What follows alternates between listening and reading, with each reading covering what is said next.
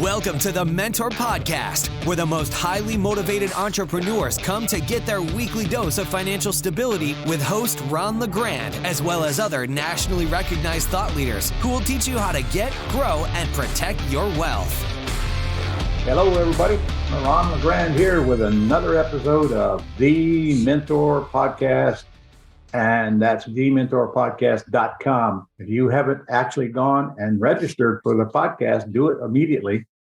So you'll get a notice every Wednesday when it's aired, and then you'll have the available to go on that site and see all the archives. And there's a ton of them on there because I've interviewed a lot of great people, like the guy sitting beside you here today. On my left is Paul Ritter. Paul's whole life is all about getting people's credit cleaned up and helping them get qualified for a loan and helping you determine if your tenant buyer should or should not go into your houses. Hello, Paul, and is everything working good for you today? Well, hello, Ron Legrand. It is great to see you and to be a part of this Mentor Podcast. A lot of terrific people. I've been watching the people that you've been interviewing, and I've been watching your interviews, and they are fabulous. What a great learning tool that you have provided to your audiences. We really appreciate it, Ron. Now, you and I did a podcast, but it was a long time ago. So we decided to have you back on here because some things have changed that you're going to discuss today. But before we get started, I got to tell everybody, when you put a tenant buyer in the house, I've been giving everybody screenthetenant.com for years, and that goes to Paul. And his job is to give you a report back, which includes what, Paul? Oh, criminal background check, a Megan's Law report. We do a full debt to income ratio analysis, more on that later on. So you can tell whether or not the people make enough money to qualify. Yeah. And then we give you credit worthiness. You know, if they're not credit worthy now, then we give you an action plan, a plan that puts them in a position to be mortgage ready at some point in time in the future. Full package, Ron. All for what? $50? $50. Yeah. $50 per application. In other words, for $50, you send your short application to him, which you can get right off the Gold Club site or out of any of my manuals, and he'll do his thing. And next day or two, you'll have it all back and you'll know what you're dealing with. Now, I'm going to tell you right now, I'm not looking for good credit. Okay, if they have good credit, they're going to go qualify at a bank. I'm looking for people that don't have good credit because that's probably the people that are going to come to me. But I do want to make sure that they can pay the monthly payment that they've agreed to pay. And that's where his debt ratio thing comes in. So you've got to decide whether they can afford the house or not, or you're just setting them up for failure. Because if they can't make the payment, don't take them. Put them in a cheaper house. You might want to keep them, but put them in a cheaper house because then you're just going to have problems for later. So also, criminal background check. Frankly, they got to be really, really, really, really bad before that scares me away. I mean, maybe if they got a history of murdering people and they got out of jail for some reason, I might not want to take them. But other than that, a lot of the stuff that's on the credit report is simple stuff that happens in people's lives.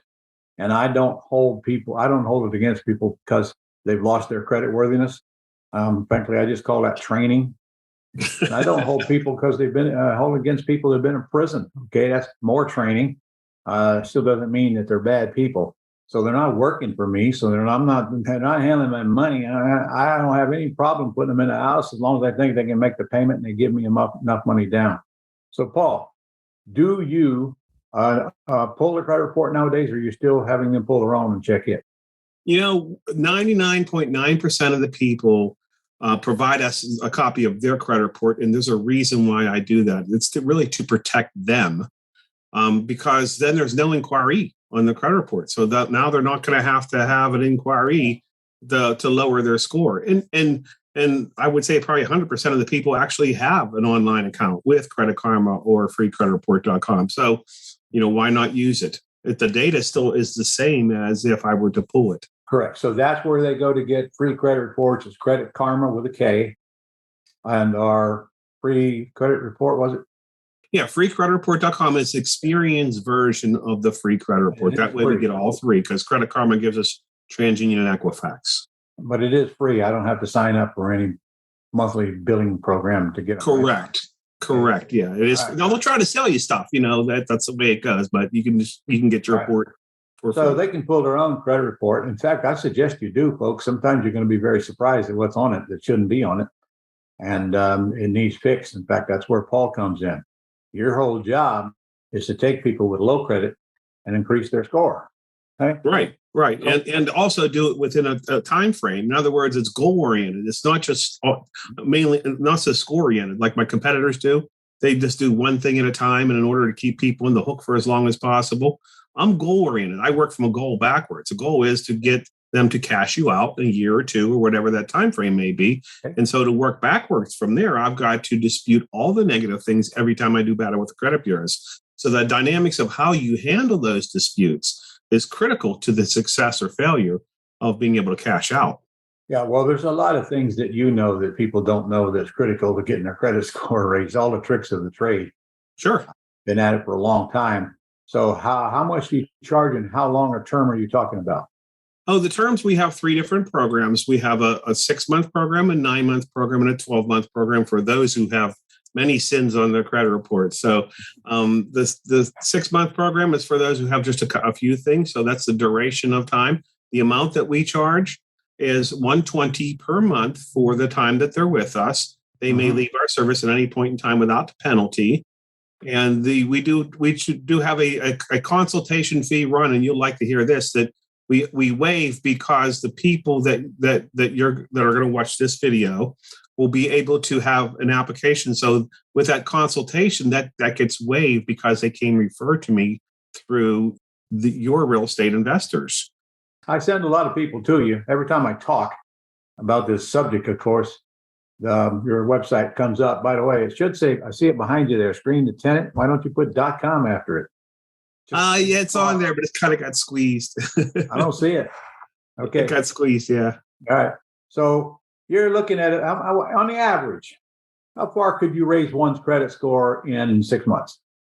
On the average, 85 points is our average improvement for anyone who's completed my service. Which, frankly, could take anybody from not qualifying to qualifying. But if it don't, you just keep on working at it for a few more months until you get that score up. So we got, there's a lot of people out there that think because their credit is poor, there's nothing they can do about it. And, they need to meet you. Now, I got to tell you, I send people to you to screen my tenants.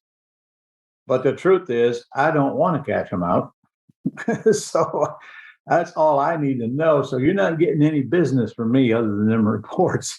But I also tell people to, they ought to go to you and have you clean up their credit, because a lot of people have stuff on their credit that needs to be removed. And frankly, the best time to do it is when you're not trying to use your credit to buy something, because if you need your credit, that's when it's going to take the longest. But everybody wants to have good credit. So I want you to talk to me about some of the tricks of the trade. First of all, we talked about inquiries a while ago. What does inquiries do to my credit score? Inquiries are kind of like alcohol. If you drink way too much alcohol, you get smashed, but if you only have one shot or one beer, you're not smashed. So one inquiry, not that much of a big deal. But as you come up to 5, 6, 10 inquiries, you look desperate to FICO. So that 10th inquiry might lower your score 10 points, whereas the first one only lowered at 1 point. So it's a sliding scale. The more desperate you look, the more they penalize you from an inquiry standpoint. And the more inquiries you do at one time, that what makes you look like you're desperate, right? Yeah, and they have SIC codes, industry classification codes. Like, in other words, an inquiry in the automobile field is not the same as an inquiry in the credit card field or mortgage. So they discount it by SIC codes. If you're doing it across different SIC codes, it doesn't matter quite as much. So it's a little bit more complex than just so many points per inquiry. But again, the golden rule is the more within a small period of time, the more it'll punish you. So you're saying if I inquire about a car loan and then I inquire about a credit card, right? Two different codes, categories, right? And those inquiries won't hurt me as much as if I'm doing 7 or 8 or 9 inquiries about a loan from a bank. Yes, correct. Correct. I didn't know that. Yeah. Okay. All right. Well, tell me what's going on in the credit world that our folks would be interested in hearing and what's changed and so forth. Well, I'm glad you asked that. I mean, how much has this industry changed since COVID-19 hit?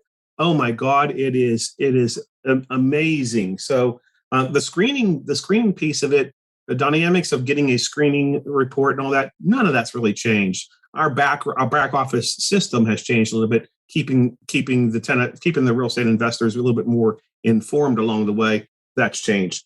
But the credit repair business, oh my God, has it changed, Ron?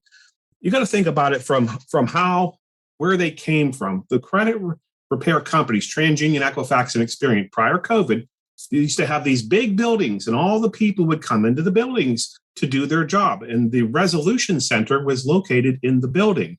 So when your letter came into the credit bureaus, it came into the resolution center, they screened it or they scanned it, and then it went onto the people's desk, and they had to do 100 deals a day and 100 different files a day. That all changed with COVID. Now people can't come into the big office.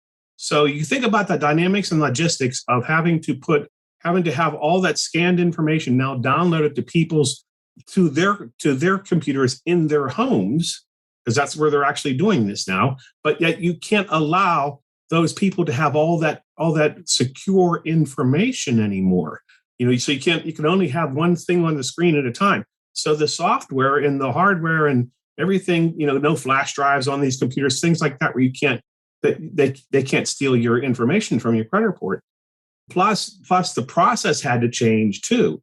So that put the credit bureaus in a tailspin. And when COVID first hit, Ron, we weren't getting results for 3, 6, 9 months. It was horrible. And it wasn't just us, it was everybody in the industry. So people started just doing like online disputes because at least they got some level of results, although they were very teeny tiny, infinitesimal. Now the credit bureaus are finally catching up with it. So now we're able to come in behind it and get things off the credit report. But in the middle of all this, there's the Consumer Financial Protection Bureau, which is who governs the credit bureaus. So the credit bureaus are still stuck to the standard that they've got to respond within 45 days. But they're given some leniency. But the CFPB is the teeth behind the whole thing that makes the credit bureaus respond expeditiously. So what happens is, if you couple a CFPB complaint along with the proof that you did your due diligence in going through the system and the system failed you in terms of your disputes, you couple with a CFPB complaint. Now the magic hits all at once and many things come off. But if you don't know about the CFPB and you don't couple your disputes with them, then you don't have those teeth to your disputes. So we have done it. So whereas we'll go like 6 months into the process, then you do the CFP complaint, and then you do another dispute after it. And we have found that formula is a masterful formula for success. But my competitors have not caught up with that yet. So you're saying you do that for us, but assuming that the credit bureaus don't respond like they're supposed to, is that it? Correct. Because of COVID, they're behind the 8 ball. But in the world of the reality, they haven't responded to us. Whether they're going to respond and they haven't yet, all we know as a consumer is we know that they have not responded. So now I couple that with the CFP complaint, but I show the proof that I did my due diligence in the CFPB complaint, and it puts teeth to everything that I've done. But you said something about 6 months. That would be the amount of time frame that we let elapse before we generate a CFPB complaint. You can't start off with a CFPB complaint because you haven't done your due diligence in the system. You must prove to the CFPB that you've allowed the system to have its chance to operate and it failed you. So what would trigger me having to do the CFPB complaint during the 6 month period? That you can't get any response from the credit bureaus? Correct. That's what triggers it. Right. Which is why it takes so long to get this done, right? So exactly. It means that we might have to give you a little bit more money and go beyond 6 months, right?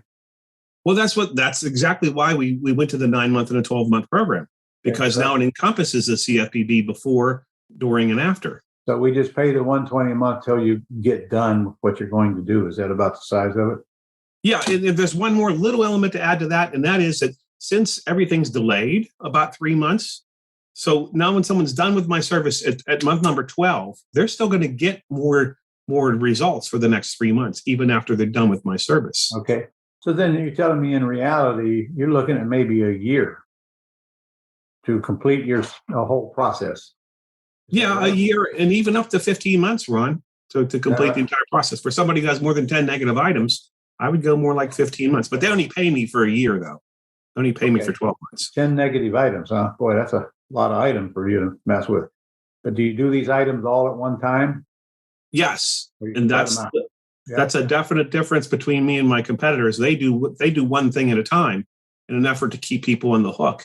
And it could take 4 or 5 years to dispute each item one time. If you've got 10 items on one credit bureau, it means you got 30 across 3. So we might as well say we're looking at a year when we start, to be realistic, because of the COVID delay and all that crap. Yeah, for anybody who's starting under 640, that's what I would look at. If they're starting over 640, Ron, on a score, we're probably going to get away with 9 months or even 6 months.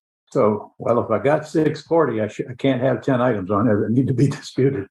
That's right. That's right. And that's the reason why the program's shorter anyhow. Okay.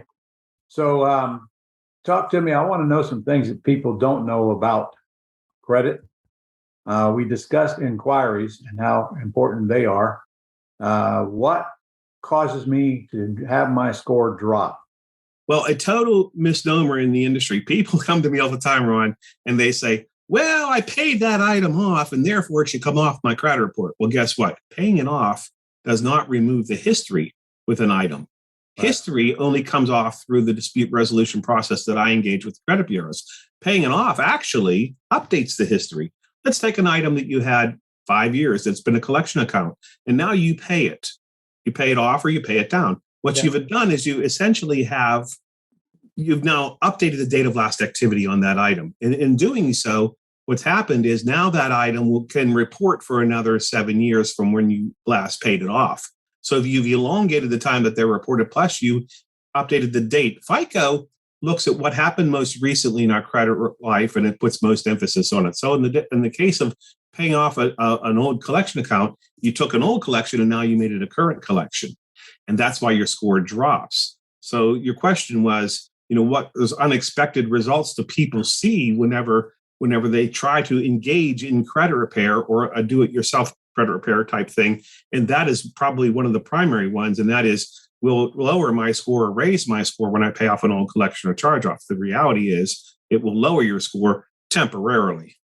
But paying off debts that weren't in collection certainly must give me a boost.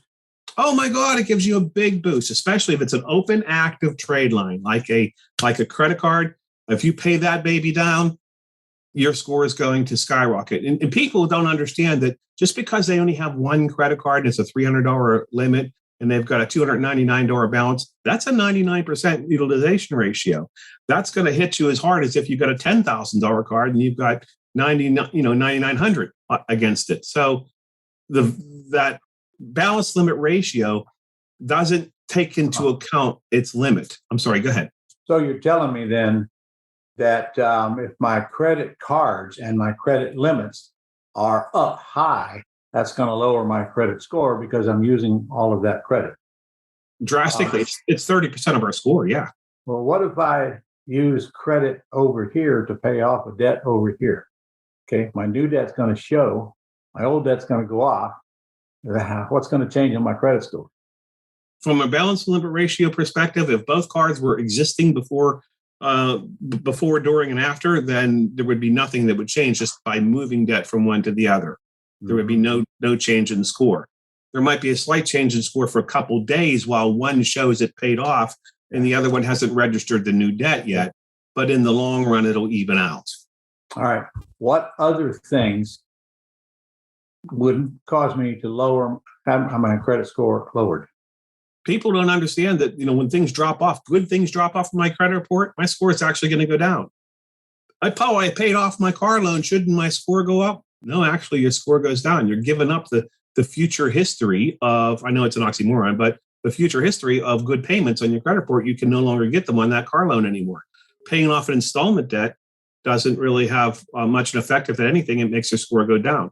But here's a really key concept to understand, and that is of the FICO scoring algorithm looks at the different buckets, if you will. And within those buckets, you have to satisfy them. You have to have an installment debt. You have to have a revolving debt. You have to have a mortgage debt in order to get that 800 credit score that we're all looking for. And if you're weak, if you don't have any, if you're missing one of those categories, you can't get to 800. You might get to 780. I'll say that again. I gotta have mortgage debt and what? Mortgage debt, at least one mortgage, open and active, all three of these.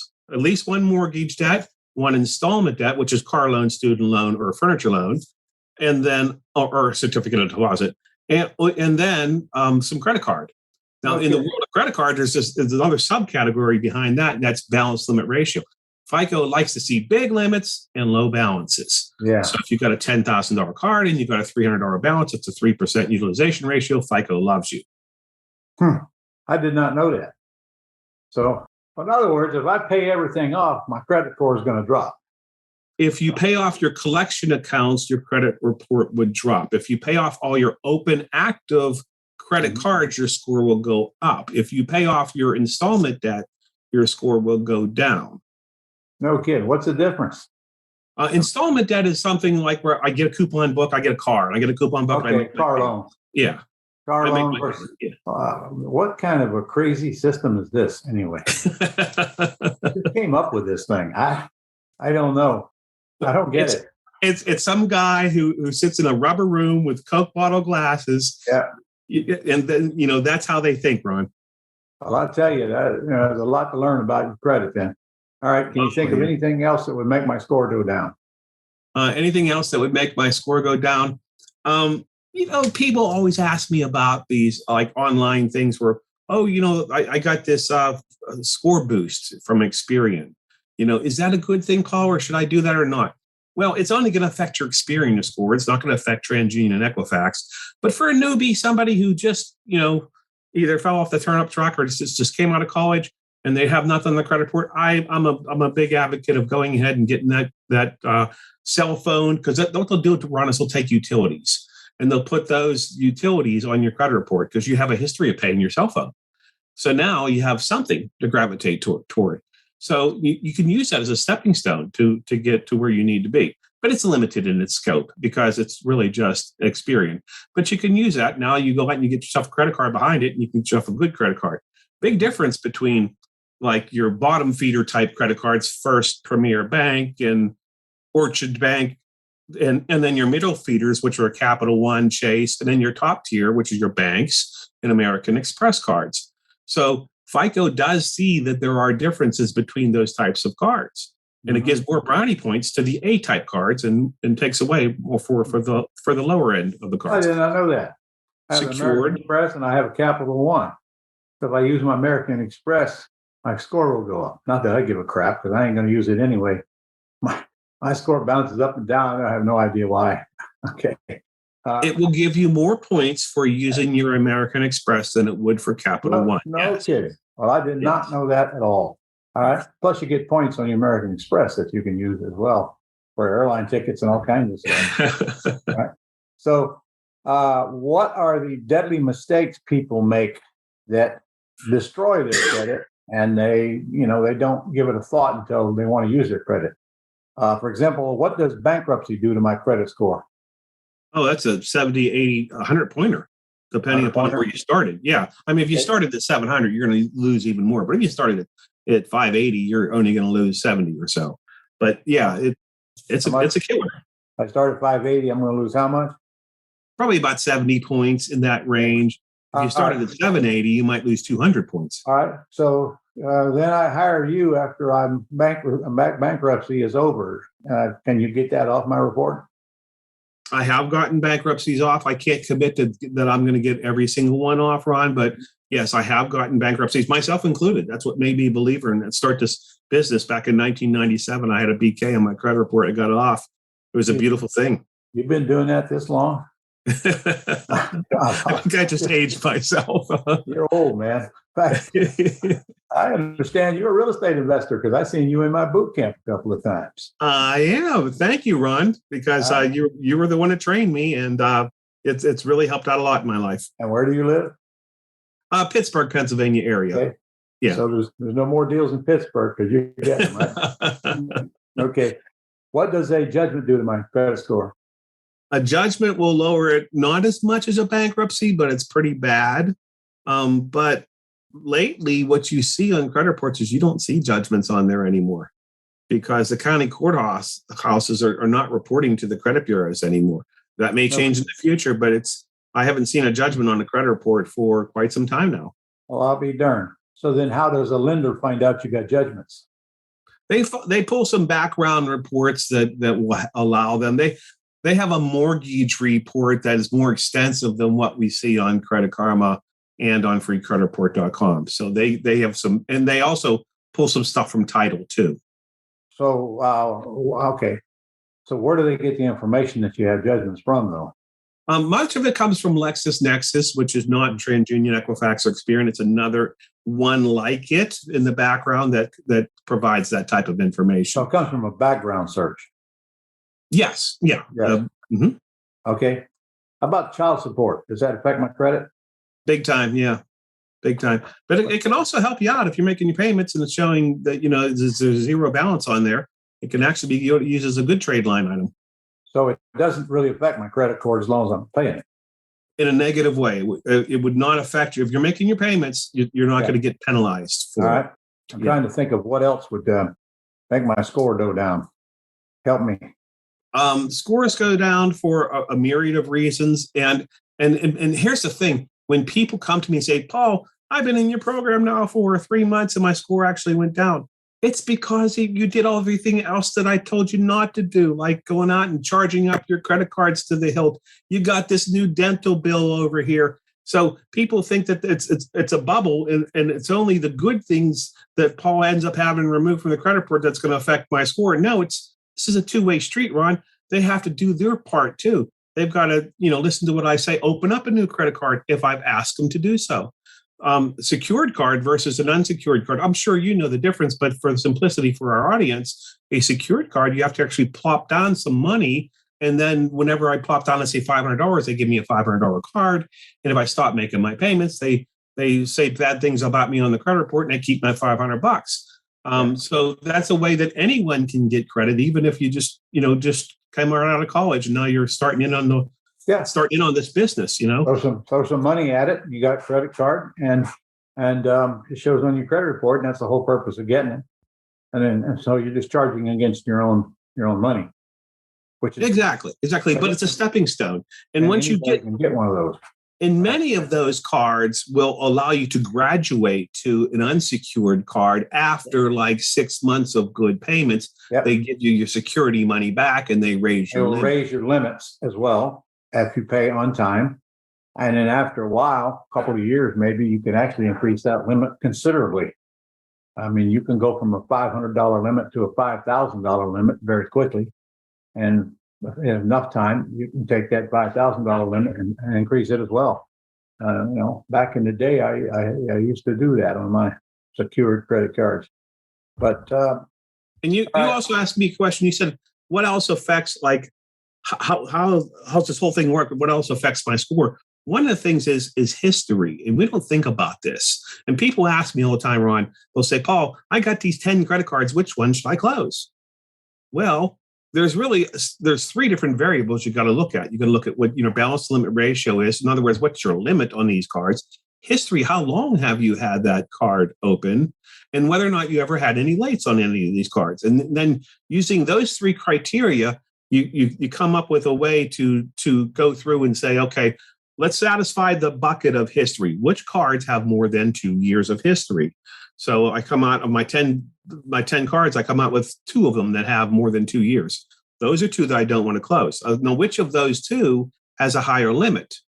So now I've narrowed it down to the one that I should keep open. But if that card actually has some lates from yesteryear, maybe that's the one I want to have closed. So it's a little more complex than just, using one criteria or another. But you got to use all those different factors to consider which ones to close. All right. Well, I got a little stack of credit cards like most people do, but I don't use them all. Does it hurt me to have all these cards if I'm not using most of them? As long as you're making your payments on them. Well, I'm not using them.